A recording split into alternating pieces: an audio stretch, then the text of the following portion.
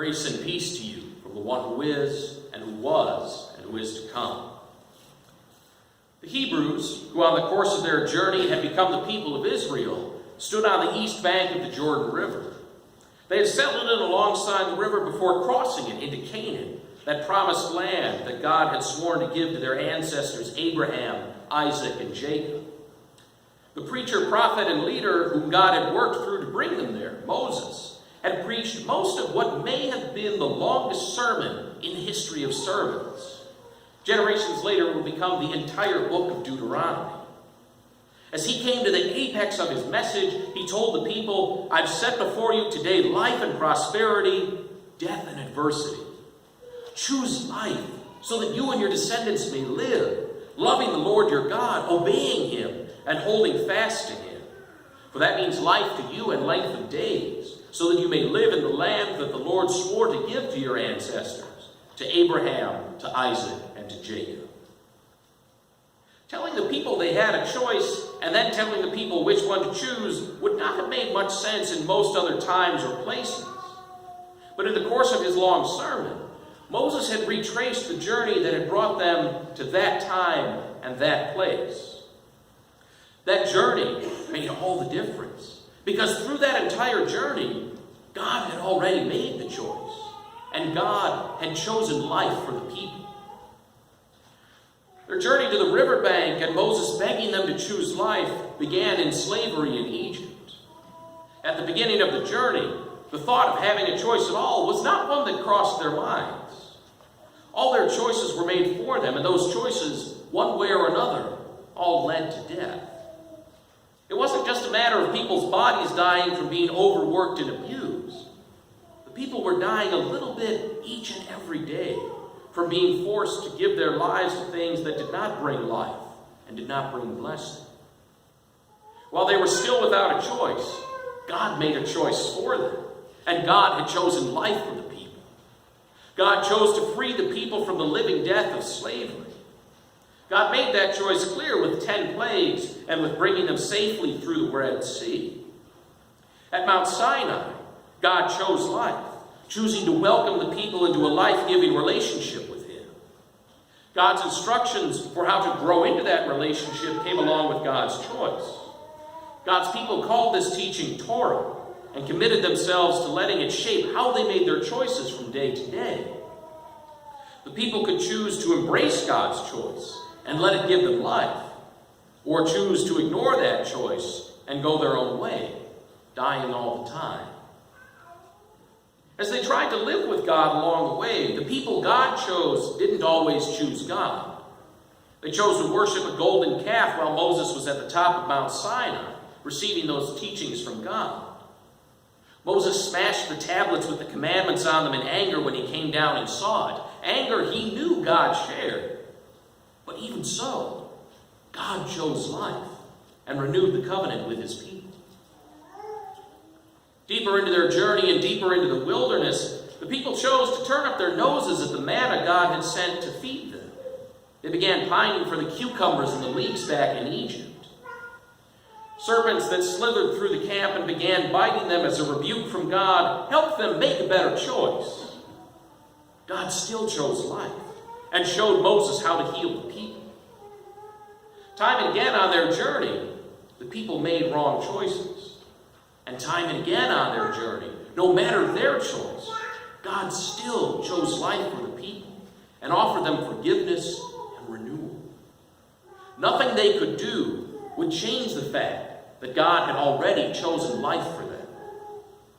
So when Moses told the people, "Choose life," the people all knew that God had already chosen life for them. The choice before them now was to embrace God's choice or turn their back on it.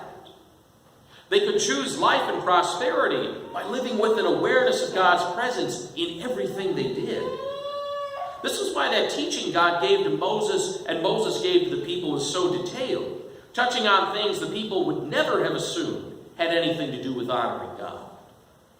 They were also free to choose death and adversity, going through life without giving God, the source of that life, a second thought. This meant that choosing life wasn't a once-for-all choice, a grand gesture that sealed their fate one way or another. Choosing life was a way of life. It was a reminder that the 100 choices they came across each and every day, each offered the chance to choose what would honor God. It also meant that choosing life wasn't always simple, and it certainly wasn't always easy or popular. It didn't get any easier in the centuries that followed. But generations later, on the other side of the river, and on the other side of kings and exile and return, God would choose life for the people again, and choose life for all humankind. Jesus would gather people around him and teach them what it meant to choose life, just as Moses had gathered the people around him and taught them to choose life. Jesus would choose life for humanity by dying on the cross and rising to new life.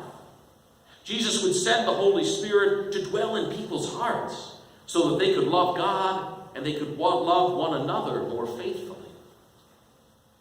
Jesus began with what Moses taught, things like no murder and no adultery. Building on that foundation, Jesus led the people deeper into what it meant to choose life. Jesus preached that murder, conflict, and infidelity are the end results of choosing death, of giving ourselves over to anger, to holding grudges, and to unfaithfulness. Choosing life means rejecting what does not give life, beginning in our heart and letting that choice work its way out into our lives. Jesus made it clear that choosing life means working to meet really high expectations. People might do their best to meet them, but Jesus was under no illusion that people would choose life in each and every choice they made, or even that people would know which choice really was choosing life. This is why his dying and rising is so important for the people who gather around him. Jesus knows his people will choose death, by mistake, by carelessness, or sometimes even by deliberate decision. But through his death and resurrection, Jesus breaks the power of death to be the final choice. The resurrection is much more than one person rising to new life. The resurrection is God choosing life each and every time his people choose death. The good news from Jesus, an amplification of the good news from Moses, is that God has made the choice already, and God chooses life. The choice that stands in front of God's people now is the same choice that was in front of God's people as they camped on the riverbank. To embrace God's choice and let it bless them with wholeness, with joy, and abundant life. Or to turn their back on that choice and put themselves on the path to brokenness, sorrow, and a life of chasing things that will never give them life. From the bank of the Jordan River to beneath the shadow of the cross to this place, this day, God has chosen life for us. It's only because God has already chosen life for us that Moses can teach us to choose life. It's only because God has already chosen life for us that Jesus can invite us to choose life. And even when we choose death, we have the promise from God and the guarantee of that promise in Jesus' death and resurrection, that God's choice will always take the place of our own, and that God will always choose life. Thanks be to God.